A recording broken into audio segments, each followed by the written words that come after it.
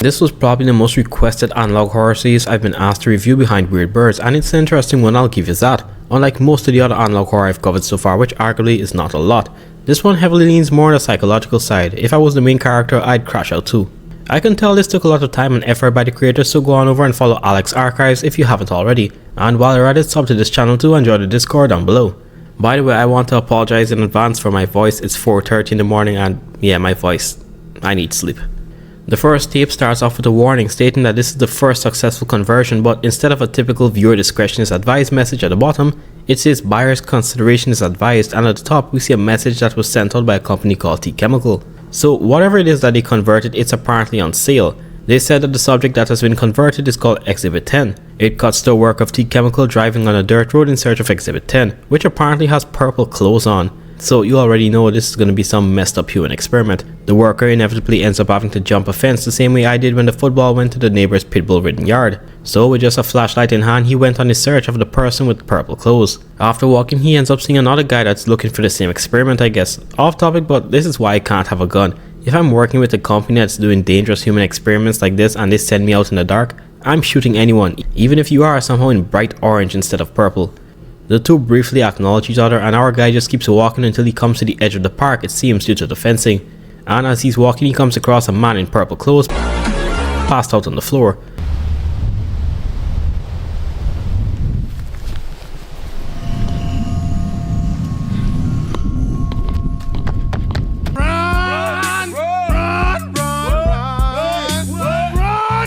Now our boy looks down for a second to get his phone, and when he looks back up, the purple guy is gone. This wasn't a jump scare, but the fact that whatever that was is now gone in a split second without making a sound made me hold my breath. Rightfully, the guy turns and runs in the other direction with as much rhythm as a paraplegic duck, but off in the distance the scream of the damned can be heard. The same worker he saw on the way here was screaming bloody murder, and that thing somehow got to him faster than our guy did. One weird thing that I noticed was the sound of some heavy dragging on the floor, like one of those heavy plant pots our moms used to make us drag across different sections of the yard. But it isn't all bad, he still found the guy he nodded to when he was passing by. Well, at least part of him.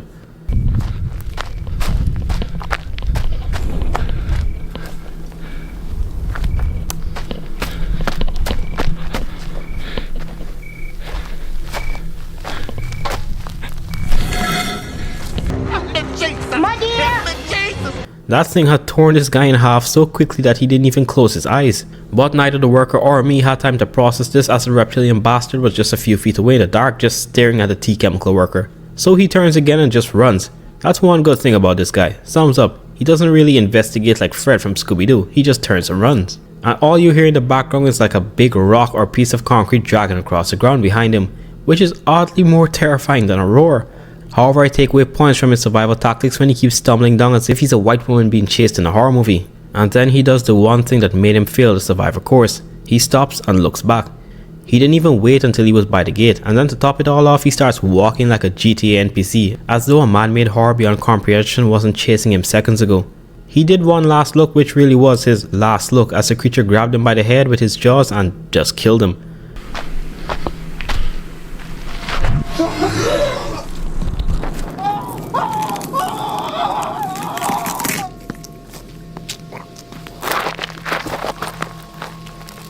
All we heard is the thud on the ground of possibly his headless body. We don't get to fully see the creature, just a blurry image of its mouth wide open, which looks like a dinosaur's. So I think it's fair to say that that thing was the dude that was passed out. I mean, the start of the tape did say that the first successful conversion, so maybe the person could transform at will. We'll have to see as more clips go on. We also see an article that's titled A Different Type of Game Park.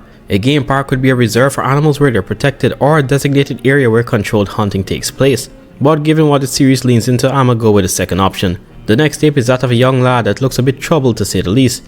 He sketches something on a piece of paper which he shows to someone called Anna, who I'm guessing is like his sister or girlfriend. He tells her that he's been struggling to sleep, which isn't surprising considering the absolute nightmare fuel he drew. Hey Anna, here's today's drawing. Yeah, I don't know if you can see it very well, but I'll send pictures. Yeah, this one was pretty bad. Still struggling to sleep. Anyways, I hope you had a nice day. Not sure why he drew this, could have been linked to a lack of sleep or something else. But this tape ends fairly quickly as he tells Anna bye. Apparently this was drawing number 65. Damn, that's a lot of creepy art. But the initial just says R, so I'm guessing that's what he's called for the time being at least. In the second log we see him drawing some more stuff and find out that he actually posts his art on YouTube. But this is back in the day, so YouTube doesn't look quite like YouTube, if you know what I mean. Man, like all YouTube posts, there's gonna be that one person who just hates. But the other comments are just supportive comedy, if you get that. Stuff like the eye is staring into my soul, or thanks for the nightmare fuel lulz. Ordinarily most of us would take it as a joke or view it as some sort of support, but this actually somehow bothers or even distresses R. Someone else asked, what is this drawing from? Looks cool though. Someone thinks the drawing is cool.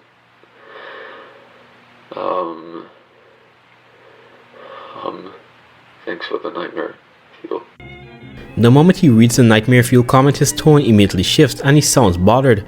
Moments later a message says image cannot be found, so I'm guessing R deleted the post or it had been taken down. It's in the second log where we see some of the problems R has to go through. He feels as if something is watching him and he's actually on some medication. I mean, you could have seen that R had some sort of issue from the beginning. He would constantly tap his hand on the table anxiously or just draw in an aggressive manner, which happens to be the thing that somehow helps him the best. He later sends Anna a drawing he made last night and it definitely looks like a dinosaur, but what's more interesting is a shadow at the bottom. At first I passed it off as a tree shadow, but it looks more like it has eyes and a small slit for a mouth. To be honest, it looks like a sauropod's head and a neck. Whatever it was, R noticed it enough to add it with the nightmare that was peering at him from the stone wall. At the very last second we hear aggressive knocking, which made me grab my water bottle harder than a toddler with a Tide Pod.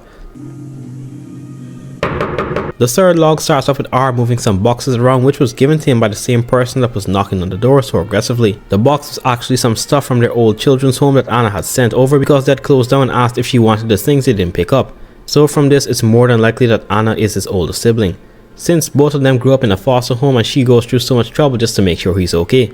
At first she had asked him if he was sure that he wanted to open the boxes because he apparently doesn't have the memory of his childhood in the foster home, but he assures her that it is fine and it turns out to just be a few things like some old drawings and Anna's cowboy hat. There's some of her old clothes, some of her old toys as well. Here's your old cowboy hat that she used to wear all the time. Oh, please keep that. Please keep it for me, please. Yeah, I will. Okay. I'll probably give some of this stuff a clean though, because it's all kind of dirty and dusty. Yeah. Well, thanks for getting the boxes and Yeah, everything. it's not a problem. In between these conversations the audio would get distorted and the screen would freeze. I'm not sure what that means, but it could be some left out audio that isn't relevant at this point of the story. But their convo comes to a stop and Anna has to go to work, which seems to be very busy. Perhaps she's the one that earns all the money that sustains them. So R does a bit more digging and finds a CD, possibly of their childhood. Whatever it is, it makes R sob and freaks him out so much that he frantically calls Anna, which she is annoyed with because all he keeps asking for is if she saw any pictures that he sent her. So she kinda snaps and tells him that this is why she didn't want him going through the boxes. Unrelated, but I think this is something a lot of people have to go through with in real life and it's honestly a bit sad. Most people villainize persons like the sister for talking to their clearly paranoid or just confused brother like that. But you gotta understand that she is the one working her hardest to try and take care of them, and while doing her job he probably just constantly calls her and asks if she sees the pictures he sent, which would push even the most patient person over the edge. But that's not all, whatever was on the tape had him in it, yet he doesn't remember anything. But Anna seems a bit distant when asked about this and just tells him she's too busy and cuts the call, which makes R slam his hands on the table. Okay. Anna. At the end of log 3 we see him and Anna's children in a dinosaur theme park with different dinosaur models, and at the end of cards it says my son's 7th best birthday. So at that time their mom was still alive, yet for some reason he doesn't remember that, which is off. Usually from the age of 6, you start remembering stuff you still know today, so for him to completely forget or not know this interaction didn't happen seems to be more than just a mental illness. Perhaps his mom's death broke him so much that his brain broke in some way too, which caused him to forget, but his sister probably does know everything and doesn't want to tell her brother what really happened in case he has another breakdown. But this is only log 3 and there is a lot more to see. Log 4 opens up with R making some good old sunny side up eggs. And while he's doing that, he's also reading a book titled Animals Can Be Humans Almost. If this isn't epic foreshadowing, then I don't know what is. I'm not too sure, but I think there is some sort of dinosaur skeleton on the book. In the process he ends up going through some more drawings, putting them side by side and then comparing them. Whatever is in that book made him refer back to the drawings, almost as if what he drew as a child was in that book. But during the process he ends up burning both his hand and the eggs. My folks would have still made me eat those eggs, couldn't waste food in my house. In a turn of events I wasn't expecting, we see R outside feeding a neighborhood dog. Alright, don't come for me because I don't know my dogs all that well. I think she's a Jack Russell or something. But whatever she is, she has mud all over her legs, which he says is because she always knows he's home. It then cuts to 2 in the morning and R is aggressively drawing some other hellspawn his brain concocted. At this point he isn't even drawing, my boy is scratching the paper as if it owed him money. It took so much energy that he fell asleep during the process. This momentary peace was short-lived though, as he's then startled awake by a nightmare.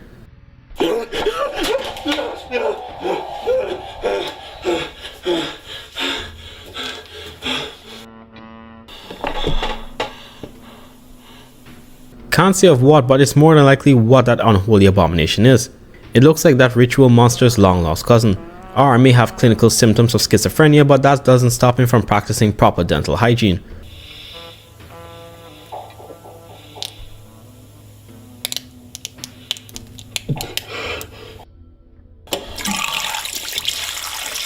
Alright, I spoke too soon. That is some serious gum disease. I recommend Oral-B.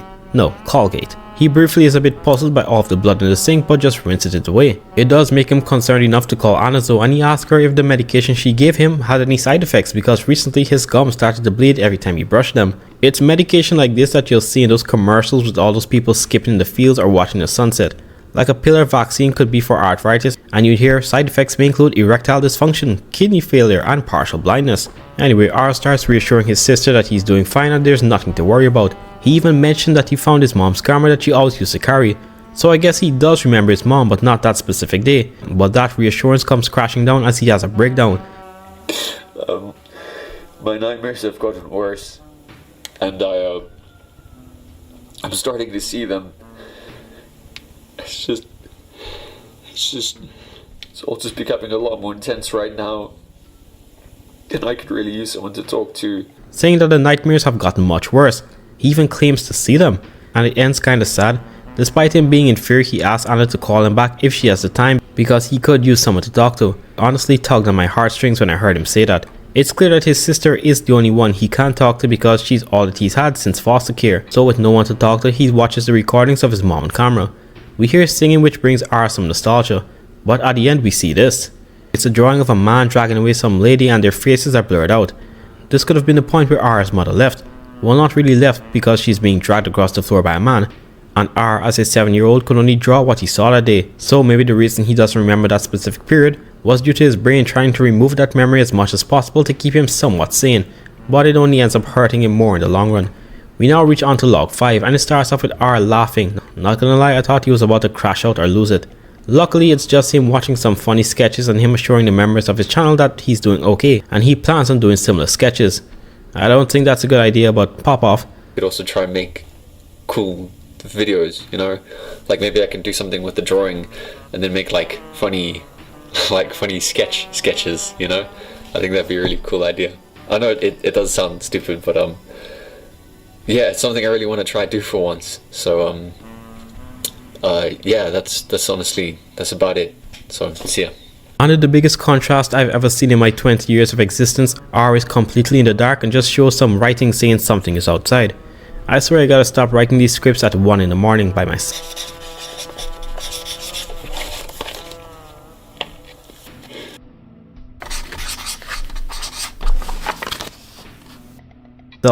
Whatever it is scared him so much that he called the police. During this period we heard R stumble, and in a split second we see the outline of a triceratops in the distance. And at the end a newspaper heading titled "Scaly Monsters Are on the Move," and a man called H. Stoop, whose face is blurred out. So it turns out that R is actually seeing these things and a dinosaur is in fact stalking him, but it doesn't look like any of the things he's drew before, and H. Stoops could have a major role to play in these events. In log 7 he actually tries to prove that the thing is real and that it only comes out at night. The entire situation shook him up so much that he didn't sleep for 2 days. As for how he was going to get proof, well, he's gonna fix his mom's camera that was recently broken and show everyone that he's not a lunatic. Now I thought he was gonna video it through the window or something, but nope, he straight up goes into the wood to look for the thing, which in his defense is kinda the only thing he could do at this point because he has called the police before, but they want actual proof. As he is in the dark saying just how miserable the entire situation has made him, he says that the thing took his mom, which threw me into a state of confusion I haven't felt in a long time. But it never has. It took my mum. If I can just get it on camera, it'll change things. I can just see it. Because in the drawing we see a man taking away his mom, but now he's saying it was the dinosaur. He does eventually fall asleep in the woods, which is very ballsy to say the least, and we hear the same scraping sound as in the first tape. When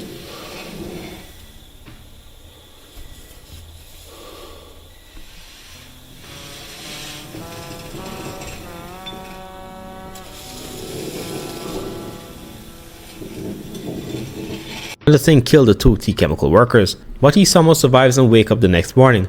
Whatever that thing is, it's fixated on R but doesn't want to kill him, or at least not yet. The scene then shifts to R having an argument with his sister because she's a bit upset that he called the police. They probably let her know about the call and she confronts R, but then she apologizes because she isn't picking up the phone when he wanted to talk, and even tells him that she's coming home, but he doesn't believe her. You know how scared I was. What? No, why aren't you listening? The video, my nightmare, it's real. Why didn't you call me? I'm your sister. Cause you never answer your phone. Look, I'm sorry. I didn't mean to. No, you're right. You're right. I'm sorry. I'm sorry I haven't been around lately, and I'm sorry I haven't been there for you. But I'm coming home tonight. Okay? I know. I'm No, coming it's fine. home, This pushes R to search for the thing, and this time he says that he fully remembers everything. Its glowing yellow eyes and the fact that it was what took his mom. So he begins to explore outside as though he's part of a Scooby-Doo universe, and you hear subtle dragging at the beginning, but it then goes away for a while. Soon we find out that these dinosaurs like him young too, as some baby shoes are seen in the middle of the damn forest, and as R is walking all I keep hearing is breathing.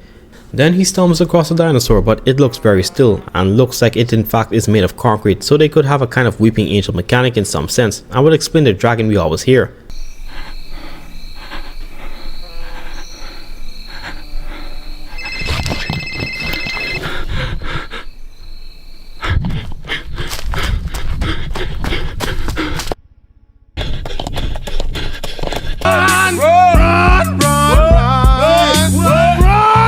It wouldn't be that easy though, because R's phone immediately starts to ring and he bolts.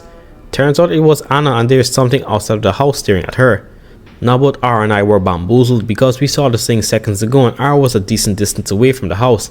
I mean, we have seen how fast these things can move in the found footage, but I don't think the animal was that fast. That one was some sort of hybrid theropod, and the one R videotaped was a triceratops. This means that there's multiple of these things roaming the area, and one is right outside of the house looking at Anna, and eventually breaks into the house and attacks her. Her scream didn't even last long because mid-scream she just went silent, so it more than likely killed her. There's something outside the house. What? It's yellow eyes. His yellow eyes are just staring at me. That's not possible. I'm so sorry. I was helping you. Old cowboy. I know.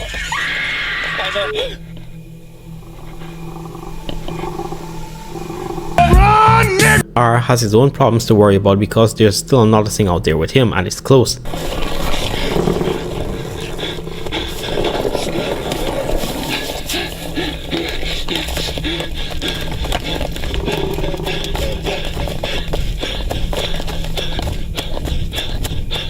The way my soul partially levitated when I saw the jaws right up in his face is legendary. But it wasn't just that theropod, a triceratops was also there too, and it seemed to intercept whatever attacked R, but now it was chasing him. As R is running, all we hear are the heavy thuds right behind him. He sees a guy in hazard clothing off in the distance, the exact same clothes of the guys in the beginning, and as R ran up to him for help, he dropped the poor fella immediately. The tea chemical employees probably patrolled that area to capture these and knocked out R because he had a camera and could expose everything that's going on. We then skip to another tape warning about illegally distributing the DVD. It's apparently for customers of Thricon Chemical, which has 7 videos on that DVD. The first of which is R, who is currently contained in some sort of facility and is being questioned by someone called Shelly, who at first sounds like a psychiatrist. She tells him that his sister is apparently okay, but she wants to ask him a few questions pertaining to the incident before he was knocked out. I'm here to help you. You don't believe me. I see. Well, I was going to talk to you about your sister, but since you are not in the mood, I guess I'll try. Is she okay? Yes, she's fine. Now, the police say they found you passed out in the bushes outside of your house. She did ask him why he was running and weirdly enough laughs a bit when he says he was being chased by monsters. R tries to tell her that he had a camera, but Shelly does tell him that it could show up in the future. What's weird is that the police are called, because I'm almost certain that someone from Thricon Chemical wouldn't just let him go after he saw everything. Or maybe they're just trying to frame him and make him sound crazy, which led to the camera being gone and the cops being called. After she gets her notes, she leaves him and lets him know that his sister is okay, but he'll have to stay here for a while. The next video shows the dude in the newspaper, Homer Stoop. His voice alone makes him sound sketchy. He informs Thricon Chemical that they hired him because they weren't afraid of the moral repercussions of his research. The show. That's why I am here. Your company isn't afraid of the moral repercussions my research would entail. But that's besides the point. I can tell you are just as curious or you wouldn't have asked for me. You seek knowledge and wisdom as I once did, and I hope that my wishes can be met with gratification as you so did. So this guy is the head person carrying out all of these experiments. Video 3 shows us another interview with Shelly and R, who I'm now seeing is listed as patient TBD in the video. So he is likely in some sort of mental institution. They talk about R's drawing that the police found in his room. Some are brand new, like this one showing a theropod staring directly at R through the window, and one with a single eye in the darkness. But then Shelly says something that confuses R. She says that he is a good brother, which I personally didn't find weird, but I guess they did. And then without any pause, the next video appears on screen with Stoop explaining that the adult trials won't work because all he gets is empty shells, and that essentially children are better because they go into the conversion process and are self-aware. Adult trials won't work, trust me, I have tried. All you get is empty shell living off a corner's eye at best. We have to think younger. Conversion as they grow, that way it can stabilize in adulthood. I've written a proposal for her. I need... Perhaps those baby shoes we saw in the woods was a child tested on by this mad scientist and not a dinosaur, because from everything we've heard so far he doesn't care in the slightest about ethics. Shelly tells R that they did manage to find his mother's camera in the woods, and the police are in the process of seeing what's on the memory card, which makes R excited. I mean, who wouldn't be? After years of people calling you crazy, you could finally let them know what you've been seeing for all these years.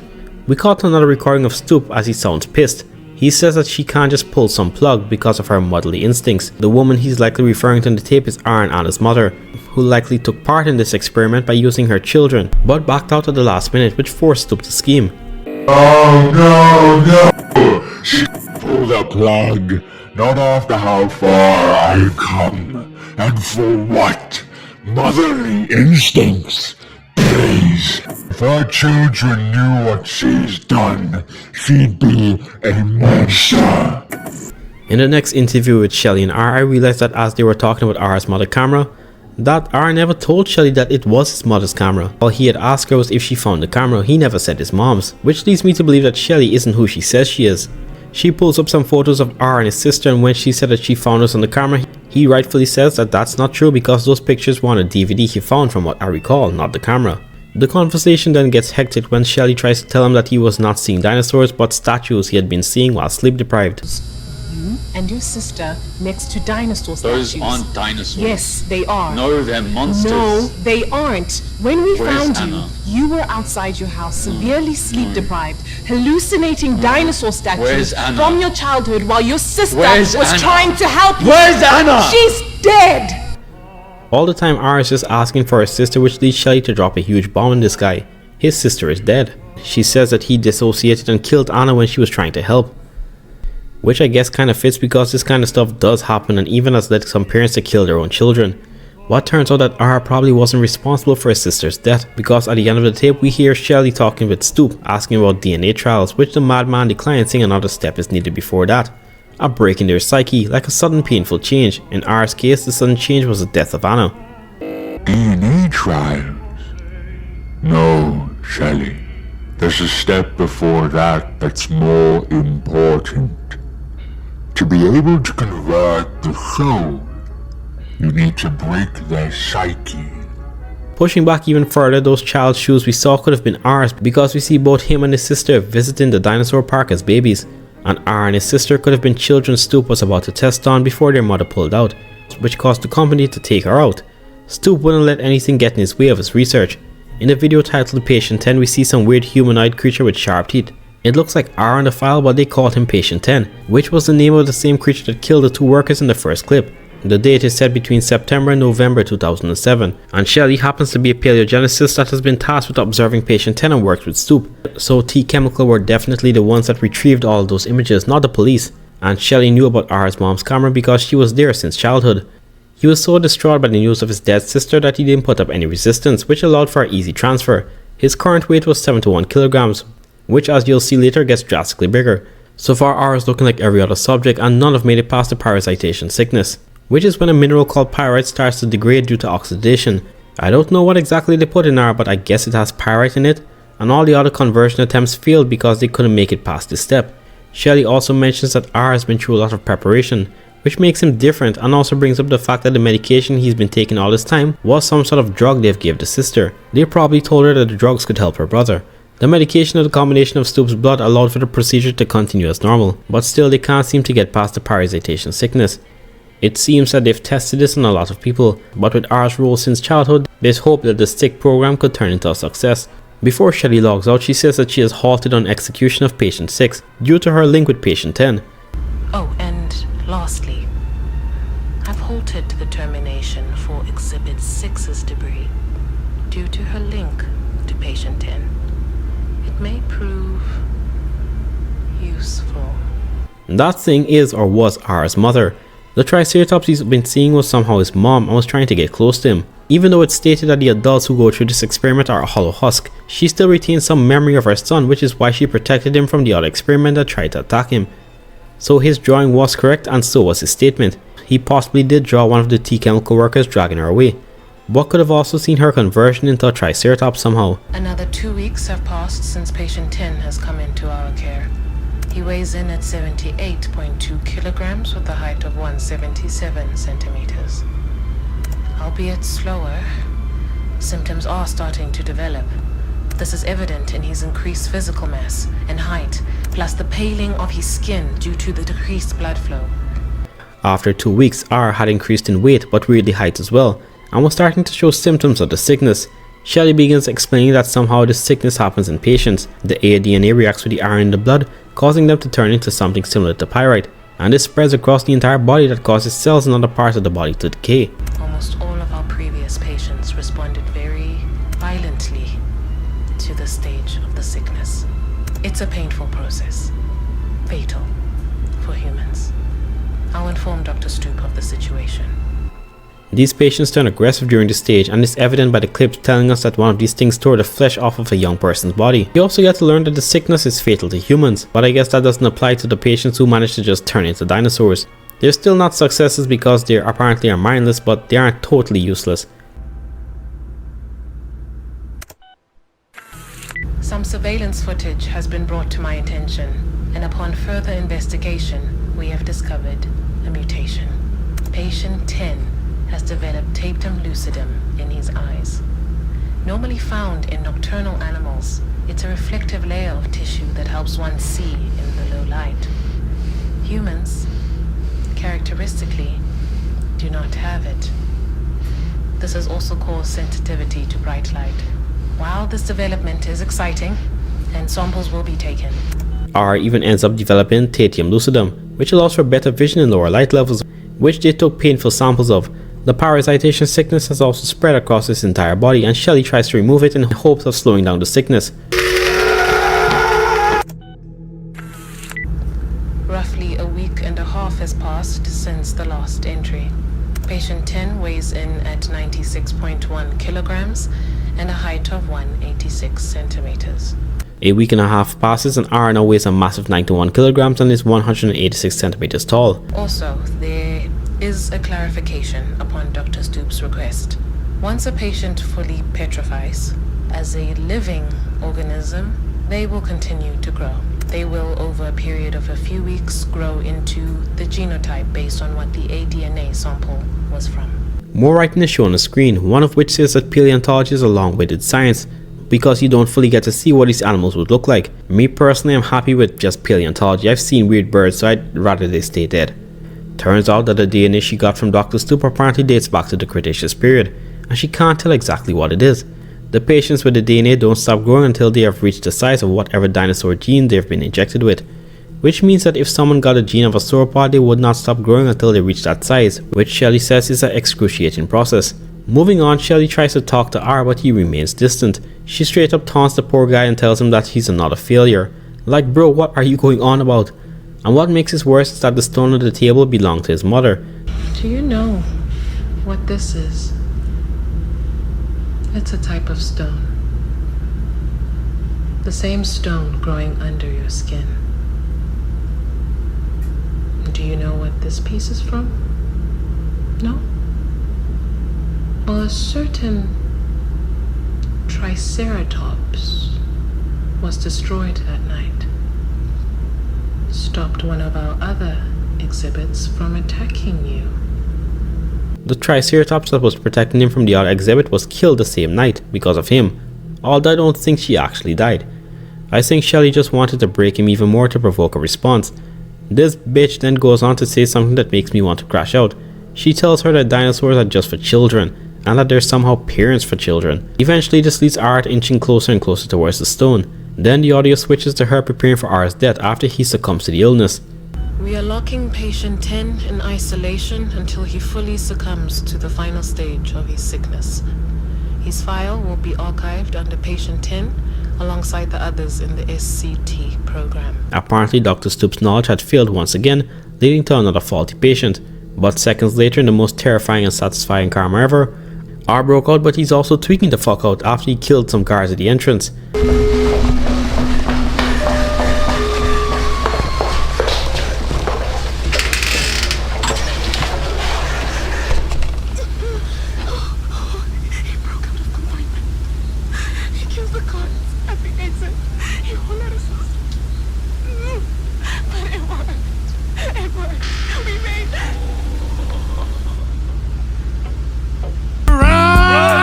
Despite the immediate danger, Shelley keeps saying that it worked and that it was a success, as though she's not about to get mauled. This tape cuts with R at the end of the entrance looking for Shelley, where he eventually just murks her.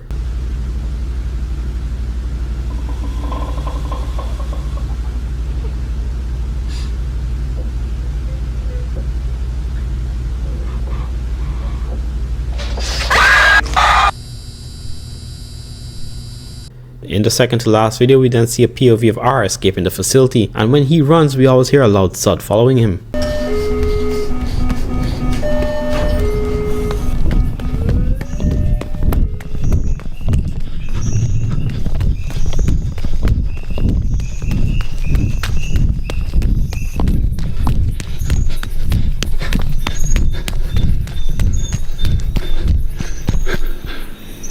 R enters the holding park from what it looks like and encounters a bunch of prehistoric animal statues. At first I thought they were just statues, but I think all of these things are in fact patients with some of the final stages of parasitation, so they can't move. Some though are straight up menaces. There was a Gallimimus playing a sick game of red light statue.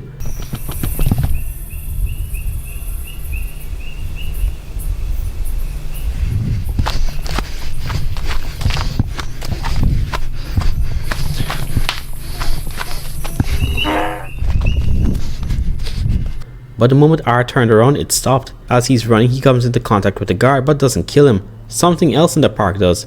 So even though he crashed out during his escape and killed a few in the facility, I don't think he was the one responsible for the death of the two guards in the first found footage. But aside from that, a lot of these things seem to be stalking R, crashing through trees and inching closer and closer, but R always runs as far as he can until he gets tired out. But then the most horrifying part of the series happens.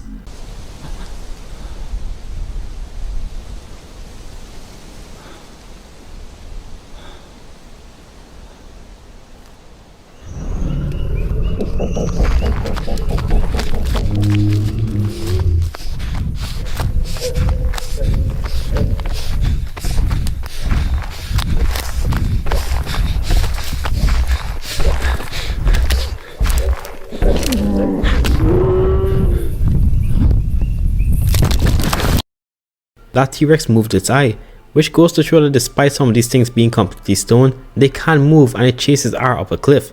This was more than likely the thing that killed the two guards in the first clip, not R.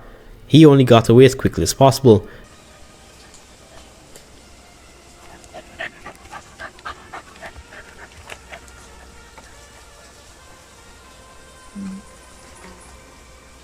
Turns out that R survived the encounter with the T-Rex and had fallen off the cliff, and his little doggo friend was right there with him, still able to recognize his scent despite him being morphed. R returns home where he sees his house trashed by the dinosaur and the T-Chemical workers. Also, the bloody fingerprints on the wall that his sister tried to hold on before she was killed are possibly just taken in and placed into custody, like Rex. And at the end we see him holding his sister's cowboy hat and he picks up one CD to give him comfort.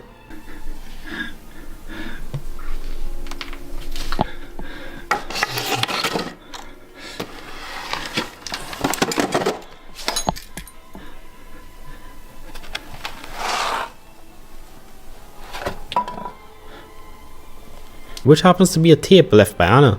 The last tape is when we find out exactly what happened. We see a recording of his sister explaining that their mother worked at T-Chemical and they were a company that wanted to bring dinosaurs back, and she did some shady stuff but tried to back out too late. Mom worked for a company called Thricon Chemical.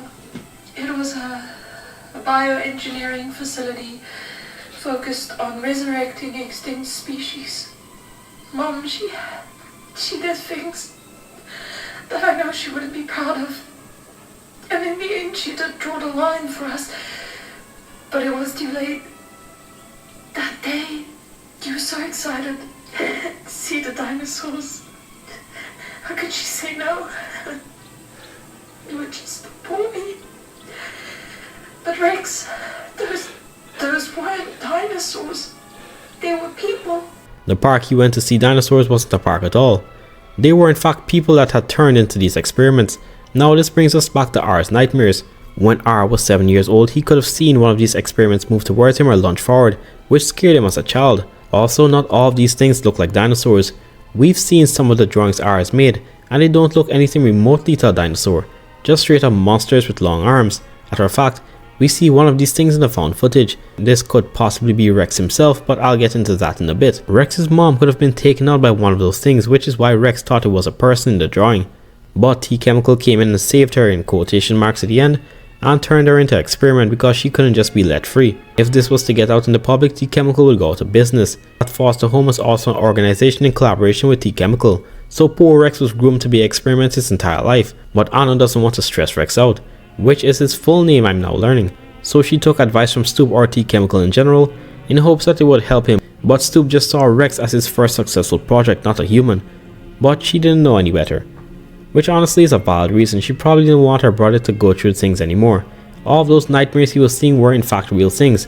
The place Anna could have been working at was T-Chemical, which was why she couldn't talk with Rex all that often, or she could have just wanted to know how her mom had actually disappeared. Another brutal thought is T-Chemical releasing some of these things near Rex's house so he can see them and get psyched out even further, because Rex's house isn't near the park. This scene then starts to wrap up with Rex changing into his purple clothes and making a grave for his mom and his sister, while the song his mom made for him was played in the background. Rex then walks off into the distance and the series comes to an end, with a few more images of newspaper clippings, one of which says that rapid progress is being made at the dinosaur park, so unfortunately this terrifying project is still happening to this day. When Rex walks off that afternoon at the last tape titled Rex, it's the same date shown in the very first footage. He also has on the same purple hoodie he did in the first tape, and we also see one of the experiments with long spindly hands reaching towards one of the guards.